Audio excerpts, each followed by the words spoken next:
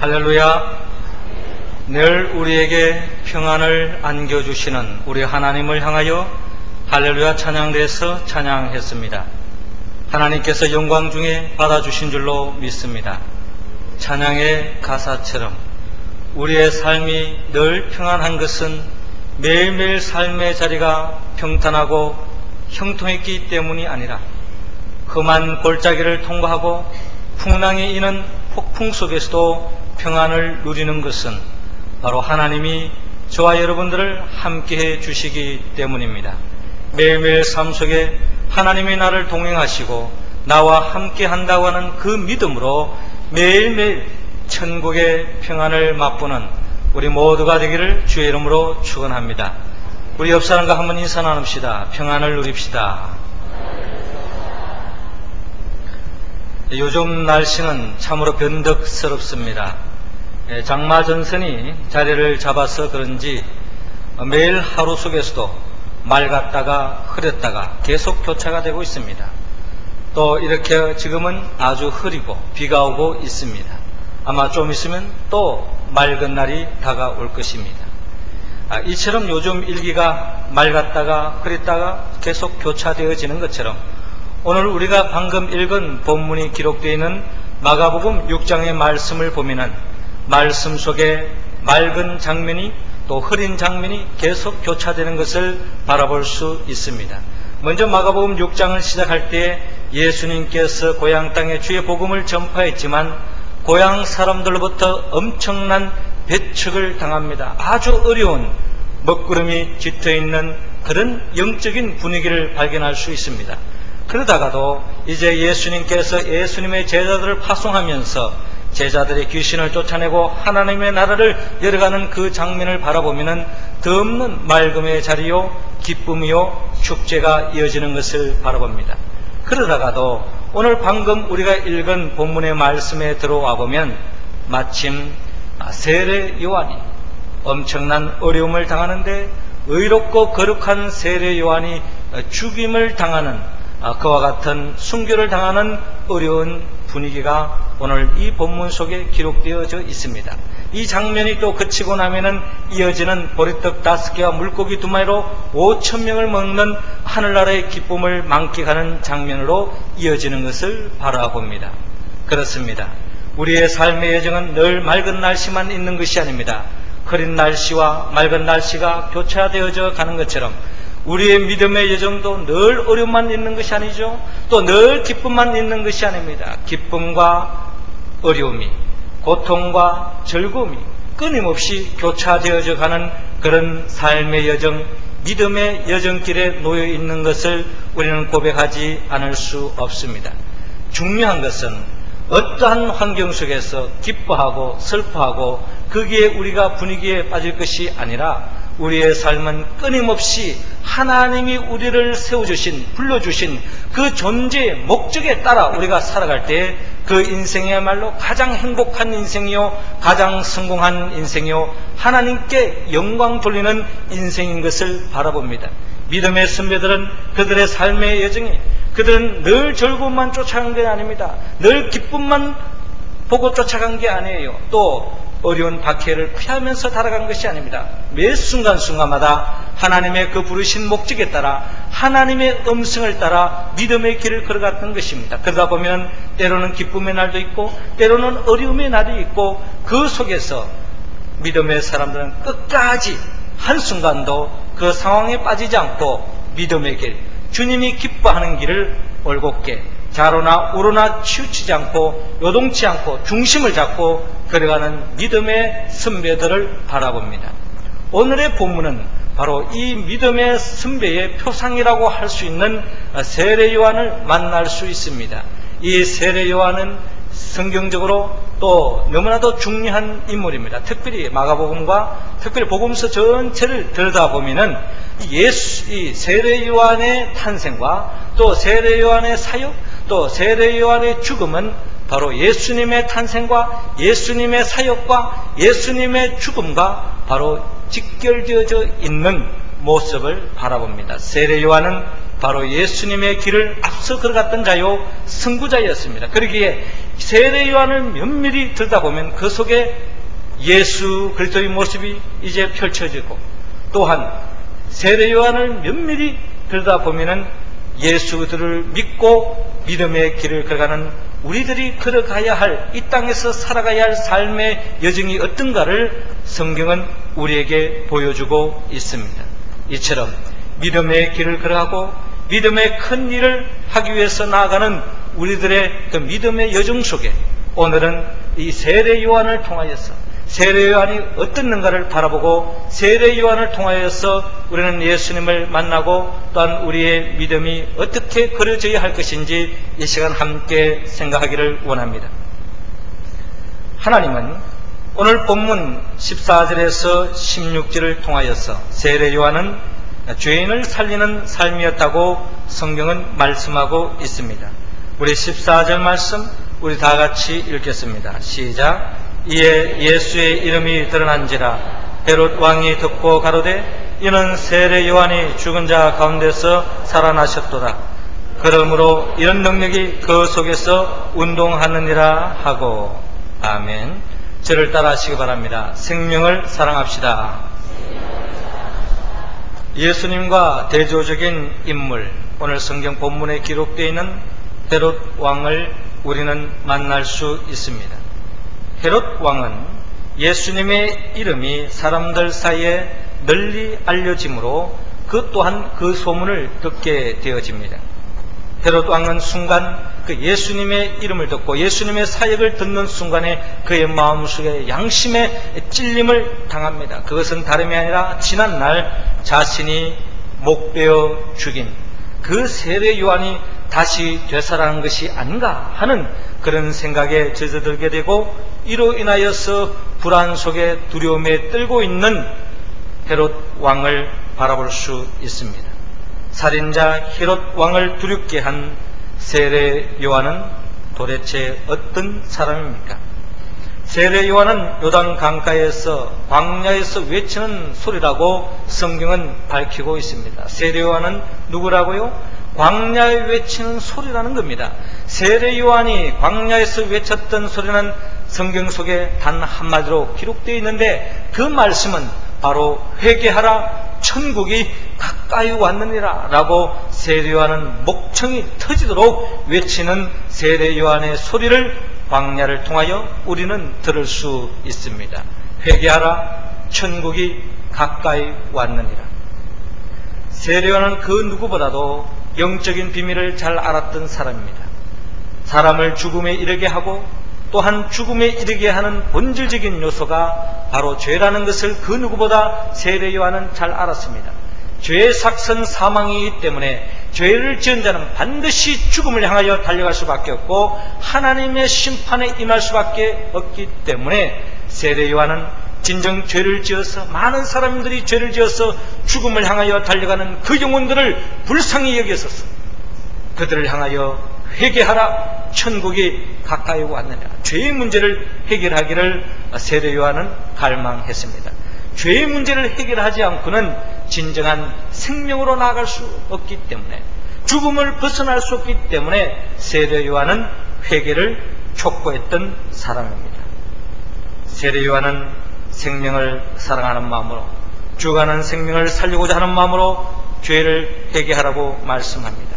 이 사역을 감당하기 위해서 세례 요한은 그는 끊임없는 가난의 길, 즉 약대 트롯을 입고 허리에 가죽띠를 띠고 음식을 메뚜기와 석청으로 음식을 삼으면서 가난한 생활의 길을 걸어갔고 겸손의 길을 걸어갔던 세례 요한을 바라봅니다. 세례 요한은 철저하게 죽어가는, 죄를 지어서 죽어가는 생명을 살리기 위해서 자신이 어떤 희생을 감수하고라도 죽어가는 생명을 살리는 데에 힘썼던 세례 요한을 바라봅니다.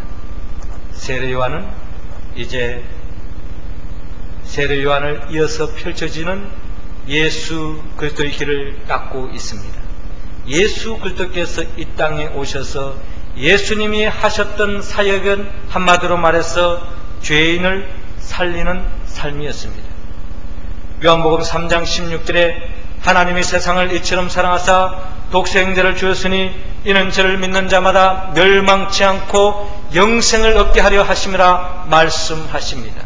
모든 사람들이 죄를 지어서 죽음을 향하여 멸망길로 다가오기 때문에 예수님께서 그 죄의 문제를 해결하기 위해서 이 땅에 오셨다는 겁니다. 그러기에 진정 죄로부터 벗어나 살 길을 찾고자 하는 자는 예수 그리스도를 믿어야 된다는 거예요. 예수 그리스도를 믿기만 하면 생명의 길로 나아간다고 성경은 약속하고 있습니다.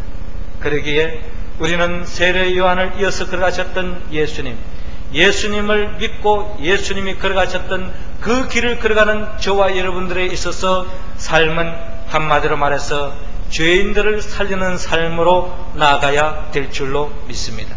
죄인들을 살릴 수 있는 길은 뭡니까? 우리가 죄를 사할 수 있는 권한이 있습니까? 성경은 있다고 말하고 있습니다. 예수님이 있다고 말하고 있어요. 어떻게? 우리가 예수 그리스도를 믿게 할 때, 죄인들을 예수 그리스도를 인도할 때에, 그렇게 할 때에 예수 그리스도를 믿기만 하면 모든 죄도 사함을 받고 예수 그리스도를 믿음으로 살 길을 얻을 수 있다는 겁니다. 그렇기 때문에 저와 여러분들이 예수를 믿게 함으로 주가는 생명, 죄인들을 살리는 이 역사에 동참할 줄로 믿습니다. 사도행전 16장 31절은 가로되 주 예수를 믿어라 그리하면 너와 내 집이 구원을 얻으리라 말씀하신 것처럼 우리를 때는 얻든지 못 얻든지 매일매일 예수를 전파하는 데 힘쓰는 우리의 모습이 되기를 하나님은 원하고 있습니다.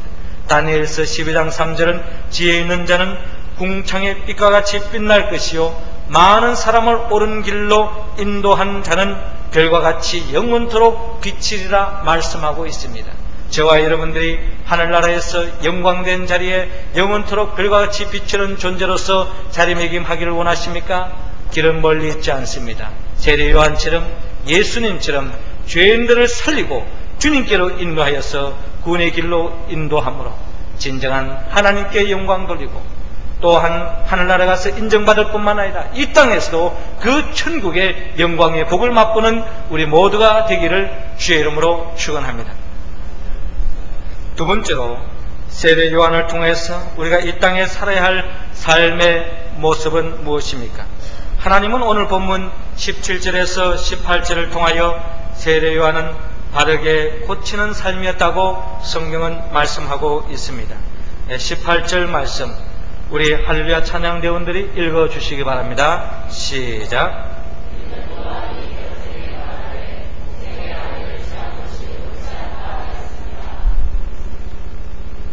이는 요한이 헤로데에게 말하되 동생의 아내를 취한 것이 옳지 않다 하였습니다.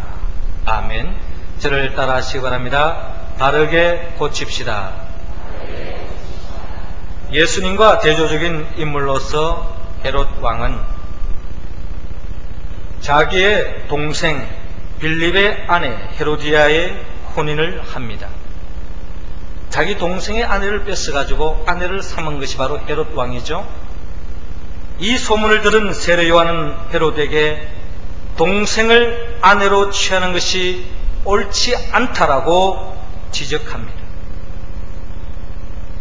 헤롯 왕은 그 소리를 듣고 고쳐야 함에도 불구하고 돌이켜야 됨에도 불구하고 회개해야 됨에도 불구하고 끝까지 자기의 입장을 고수합니다.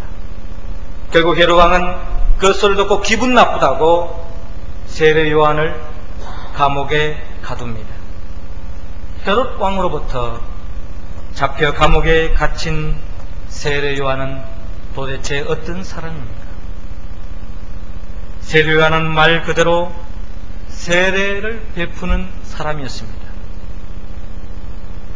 세례 요한은 백성들의 살 길을 인도하기 위해서 회개를 촉구했을 뿐만 아니라 세례를 받으라고 말씀하며 세례를 베푸는 세례 요한을 바라볼 수 있습니다. 세례를 통하여 잘못을 뉘우치고 돌이켜서 새로운 삶, 바른 삶으로 나아가기를 세례 요한은 바랬습니다. 정죄가 목적이 아닙니다. 바른 삶으로 나아가게 하는 것, 이게 바로 성지자의 사역이죠. 여기에 살 길 있고 여기에 하나님의 복을 누릴 수 있는 길이 있기 때문에 세례 요한은 세례를 통해서 바른 길로 인도하기를 세례 요한은 힘썼던 것을 바라봅니다. 세례 요한은 예수님의 길을 앞서 열어갔던 선구자였습니다. 그러기에 예수님도 세례 요한과 같이 이 땅에서 죄인들을 사랑하며 잘못된 것을 정죄하고 지적하기에 앞서서 그들을 사랑하시고 품어주시고 새로운 삶의 기회를 안겨주시는 예수 그리스도의 모습을 바라볼 수 있습니다. 우리가 잘 아는 요한복음 8장에 보면 현장에서 가늠한 여인이 있었습니다. 많은 사람들이 그 여인을 붙잡아서 율법의 이름으로 이 가늠한 여인을 돌로 쳐 죽이려고 하고 있습니다. 이때 예수님께서 돌을 불끈진 군중들을 향하여 말씀하시기를 너희 중에 죄 없는 자 먼저 돌을 던지라고 말씀하십니다. 그리고 또한 이 여인에게 새로운 삶의 기회를 안겨주십니다. 그러면서 다시는 죄를 짓지 말라고 새로운 삶의 지평을 열어주시는 예수님을 바라봅니다.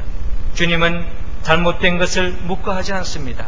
잘못된 것 대충 넘기지 않습니다. 반드시 지적하십니다. 그 지적의 목적은 살리고자 하는 것입니다. 정죄가 목적이 아니라는 거예요. 가늠한 여인도 정죄하기 앞서서 주님께서 새로운 삶의 기회를 열어주시는 우리 주님의 모습을 바라봅니다. 그렇습니다. 모든 사람은 죄를 지었기 때문에 마귀의 종로로 하여서 도둑질을 당하고 죽이고 멸망당할 수밖에 없는 저와 여러분들이지만 예수님께서 우리에게 기회를 베풀어 주시고 살 길을 열어주시고 또한 우리를 바르게 인도하여 주셔서 우리가 모두가 목자 되신 예수 그리스도의 인도하심을 따라갈 때에 우리의 삶은 부족함이 없는 풍성한 삶으로 나아간다고 요한복음 10장 10절은 우리에게 약속하고 있습니다. 하나님은 우리 모두가 세례 요한처럼 더 나아가 세례 요한이 걸어갔던 그 길을 따라갔던 예수님과 같이 우리 모두도 바르게 고치는 삶으로 나아가기를 원합니다. 우리 주위에는 하나님의 말씀의 관점에서 잘못된 길을 걸어가는 사람들이 많다는 겁니다. 좋은 게 좋다고 우리는 때로는 묵과할 때도 있습니다. 그러나 주님은 잘못된 것을 바로 고치라고 말씀합니다. 특별히 사도 바울은 고린도 후서를 통하여 더 없는 기쁨을 맛보고 있는데 사도 바울이 기쁨을 누리는 것은 고린도 교회가 잘못된 길을 걸어갔을 때 회개를 촉구했습니다.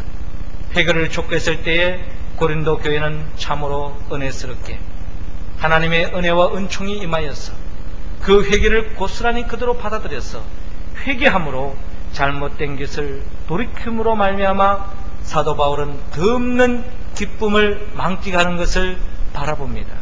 물론 우리가 이 세상을 살아갈 때에 잘못된 것을 지적할 때에 때로는 책망을 받고 눈초령을 당하고 또한 애매한 고난을 당할 때도 있을 것입니다.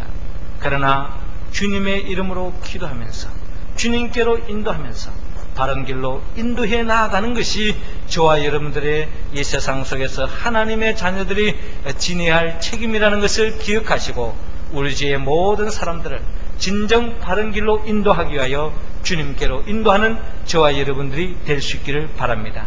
진정 사람이 변화되는 것은 우리의 말로 변화되지 않습니다. 부모가 아무리 자녀를 향하여 회초를 든다고 해서 반항하는 자녀는 끝까지 반항합니다. 우리가 할 수 없는 게 있어요. 우리가 고칠 수 없는 부분이 있다는 거예요. 내일은 특별히 개헌절이 아닙니까?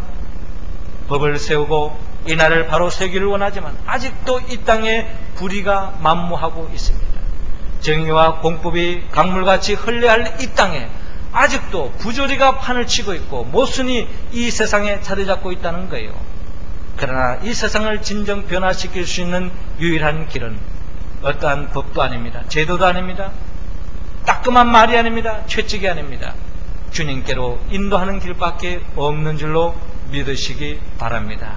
주 안에서 변화될 줄로 믿고 우리 모든 주위에 있는 사람들을 주께로 인도함으로 바르게 고쳐가는 이 역사에 동참하는 우리 모두가 되기를 주의 이름으로 축원합니다. 세 번째로 세례 요한을 통하여 우리가 이 땅에 살아야 할 모습을 어떻게 그려야 합니까? 오늘 본문 19절에서 29절을 통하여 세례 요한은 의롭고 거룩한 삶이었다고 하나님은 말씀합니다. 19절 말씀 우리 다 같이 읽겠습니다. 헤롯이 요한을 의롭고 거룩한 사람으로 알고 두려워하여 보호하며 또 그의 말을 들을 때에 크게 번민을 느끼면서도 달게 들음이러라. 아멘. 저를 따라 하시기 바랍니다.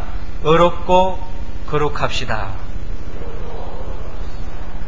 예수님과 대조적인 인물 헤롯 왕은 자신의 잘못된 길을 걸어가고 있음을 알면서도 양심의 찔림을 받으면서도 하나님의 음성으로 잘못된 길을 알매도 불구하고 그는 끝까지 그 양심을 외면하고 하나님의 소리에 귀를 막고 그는 끝까지 나쁜 길로 불의의 길로 걸어가는 헤롯 왕을 바라볼 수 있습니다. 그리고 또한 그 세례 요한이 다른 말을 하는 것이 너무나도 눈에 가시였기에 그 가시를 드러내고자 하는 마음으로 그는 늘 틈을 내어서 세례 요한을 없앨 기회를 찾고 있었습니다. 마침 자신의 생일이 되어서 헤롯 왕은 대신들과 천부장들과 갈릴리 귀인들을 더불어서 잔치를 벌입니다. 잔치 흥이 깃들어질 때에 이 헤롯 왕은 헤로디아의 그 딸을 불러서 춤을 추게 합니다. 너무나도 춤을 환상적으로 잘 추었던 것 같습니다. 그래서 이 헤롯 왕이 너무나도 기쁜 나머지 이 헤로디아의 딸에게 살로메에게 무엇이든지 너 원하는 것을 내게 구하라, 내가 주리라 라고 맹세하고 있습니다. 더 나아가 무엇이든지 내가 내게 구하면 내 나라의 절반까지라도 주리라고 맹세하고 있습니다. 이 소리를 듣고 딸이 내가 무엇을 구하리까? 라고 음이 헤로디아에게 구합니다. 그때 헤로디아가 하는 말이 평소에 세례 요한을 통하여 늘 심기가 편치 않았는데 눈에 가시 이 세례 요한을 죽일 수 있는 절호의 기회가 왔기에 이 세례 요한의 목을 달라고 목을 구하라고 말합니다. 그의 딸 살로메는 결국 헤롯 왕에게 세례 요한의 목을 달라고 요구하고 있습니다. 세례 요한의 머리를 소반에 담아 곧 내게 주기를 원하옵나이다 강구하고 있습니다. 이 이야기를 들은 헤롯 왕은 너무나도 근심에 빠졌습니다. 자기의 맹세한 것을 그 안전자들 인하여 저를 거절할 수 없었기에 헤롯 왕은 곧 시병을 하나 불러서 요한의 머리를 가져오라고 명령합니다. 그 사람이 나가서 옥에서 요한을 목을 베어서 그 머리를 소반에 담아다가 여아에게 주니 여아가 이것을 어미에게 줍니다. 결국 어렵고 거룩한 세례 요한은 불의하고 불경건한 사람들의 손에 의해서 처절하게 죽임을 당하는, 순교를 당하는 세례 요한을 바라볼 수 있습니다. 이 모습은 이어지는 예수 그리스도의 말로를 보여주고 있습니다. 예수님도 이 땅에 오셔서 어렵고 거룩한 자로, 한 점 죄 없는 자로 이 땅에 오셔서 결국 예수님의 말로도 결국 십자가의 죽음으로 끝나는 것을 바라봅니다. 세례 요한, 그는 하나님의 나라를 위해서, 그의 나라와 그의 의를 위해서 바른 길을 걸어가고 죄를 회개케 하고 바른 길로 가도록 촉구함으로 인해서 결국 죽음에 이를 수밖에 없었습니다. 예수님도 바로 이 세상을 바른 길로 인도하려다가 십자가에 못 박혀 죽은 것을 바라봅니다. 세례 요한이나 예수님이나 동일하게 죽어지는 하나의 미랄이 되었습니다.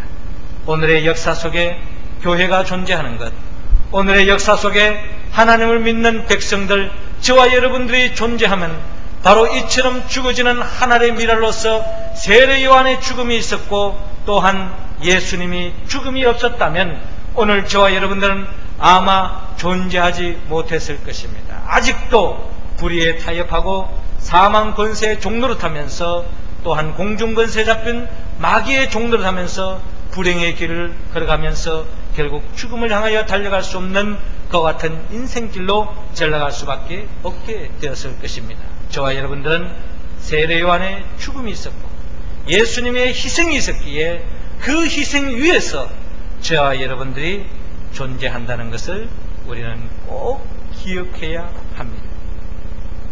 그러기에 하나님은 우리 모두가 세례 요한이 걸어갔던 길, 예수님이 걸어갔던 그 길을 걸어가기를 원합니다. 그 길이 바로 십자가의 길이라는 것입니다. 예수님께서 마태복음 38절을 통하여 마태복음 10장 38절을 통하여 또 자기 십자가를 지고 나를 쫓지 않는 자도 내게 합당치 아니하리라. 자기 목숨을 얻는 자는 잃을 것이요 나를 위하여 자기 목숨을 잃는 자는 얻으리라 말씀하고 있습니다. 저와 여러분들의 십자가의 길을 주님은 걸어가기를 원합니다. 십자가의 도가 멸망하는 자에게는 미련한 것이요 구원을 얻는 우리에게는 하나님의 능력이라고 말씀하고 있습니다. 세례 요한이 걸어갔던 길, 예수님이 걸어갔던 길, 우리는 이 길을 묵묵히 걸어가야 합니다. 믿음의 사람은 바로 이 길을 걸어갑니다. 이 길을 걸어가다 보면은 때로는 밝은 날도 있고 흐린 날도 있습니다. 때로는 이 땅에서도 축복을 볼 때가 있고 이 땅에서 환난을 당할 때도 있습니다. 모든 의인들이 이 세례 요한처럼 예수님처럼 이 세상에서 다 고통으로 끝난 것이 아닙니다. 시대 속에서 우리가 보다시피 요셉을 바라본다든지 하면은 그것 또한 많은 어려움과 역경이 있었지만 이 땅에서 더 없는 하늘의 복을 이 땅에서 만끽하는 것을 바라봅니다. 그렇습니다. 우리도 믿음의 길을 걸어가다 보면 꼭 세례 요한처럼 예수님처럼 죽음과 고통과 어려움만 당하는 것이 아니라 주의 길을 묵묵히 걷다 보면 때로는 이 세상 사람들이 맛볼 수 없는 천국의 기쁨을 이 땅에 맛볼 수 있다는 것을 여러분 믿으시기 바랍니다. 중요한 것은 그게 중요한 게 아니라는 거예요. 사도 바울은 이 비밀을 안지라. 내가 궁핍함으로 말하는 것이 아니라 내가 어떤 한 형편이든지 내가 자족하기를 배웠노니 내가 비천에 처할 줄도 알고 풍부에 처할 줄도 알아. 모든 에 배부르며 배고픔과 풍부와 궁핍에도 일체의 비결을 배웠노라. 내게 능력 주시는 자 안에서 내가 모든 것을 할 수 있느니라 고백하며 그러나 너희가 내 괴로움에 함께 참여하였으니 잘하였도다 라고 말씀하고 있습니다. 사도 바울은 이처럼 그의 삶의 길에 복음을 전파하고 믿음의 길을 가는 가운데 풍부에 처할 줄도 알았습니다. 빈곤에 처할 줄도 알았습니다. 풍부가 목적이 아니었습니다. 빈곤이 목적이 아니었습니다. 어떠한 상황 속에서도 하나님의 뜻을 바라보고 묵묵히 믿음의 길을 걸어갔던 것입니다. 그 삶이 바로 이 땅에서 천국을 맛보는 비밀을 깨닫게 되었습니다. 구약에서 하박국 선지자도 고백한 바가 있습니다. 비록 무화과 나무가 무성치 못하며 포도나무가 열매가 없으며 감람나무에 소출이 없으며 밭에 식물이 없으며 우리의 양이 없으며 외양간에 소가 없을지라도 나는 여호와를 인하여 즐거워하며 나의 구원의 하나님을 인하여 기뻐하리로다 라고 하박국 선지자는 고백했습니다. 그렇습니다. 우리의 믿음의 길을 걸어갈 때 좋을 때도 있고 어려울 때도 있을 것입니다. 그러나 중요한 것은 저와 여러분들이 세례 요한을 불렀던 것처럼 예수님을 불렀던 것처럼 저와 여러분들을 부른 목적이 있다는 것입니다. 그 목적을 이루기 위해서 그 어떠한 희생, 그 어떠한 어려움도 감수하고 묵묵히 믿음의 길을 걸어가고 믿음의 일을 잘 감당함으로 하나님께 영광 돌리고 이 땅에서 저와 여러분들을 통하여 하나님의 복을 누리고 한나라가 확장되어지고 저와 여러분을 통해서 모든 사람들이 복을 받는 축복의 통로로서의 삶을 살아가는 우리 모두가 되기를 주의 이름으로 축원합니다. 기도드리겠습니다.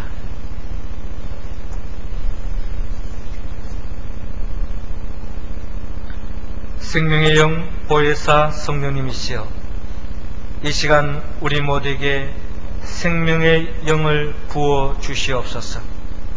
세례 요한이 걸어갔던 길, 예수님이 걸어가셨던 그 길, 우리도 묵묵히 그 길을 걸어가게 하여 주옵소서. 죄인을 살리는 데 힘쓰게 하시고 바르게 고치는 데 힘쓰게 하시고 의롭고 거룩한 삶으로 나아갈 수 있게 하여 주옵소서. 이 길을 걸어갈 때 이 땅에서 세례 요한처럼 또한 예수님처럼 십자가에 못 박혀 죽음을 당하고 복배임을 당하고 환난과 고통을 처한다 할지라도 우리는 끝까지 이 믿음의 길을 걸어갈 수 있도록 인도하여 주시옵소서. 마침내 어떠한 형편에서든지 묵묵히 주님이 우리를 보내주신 그 목적에 따르는 삶을 살아감으로 하나님께 영광 돌리고 또한 덧없는 거룩한 삶이 될 수 있도록 주여 인도하여 주옵소서. 예수님의 이름으로 기도드리옵나이다. 아멘.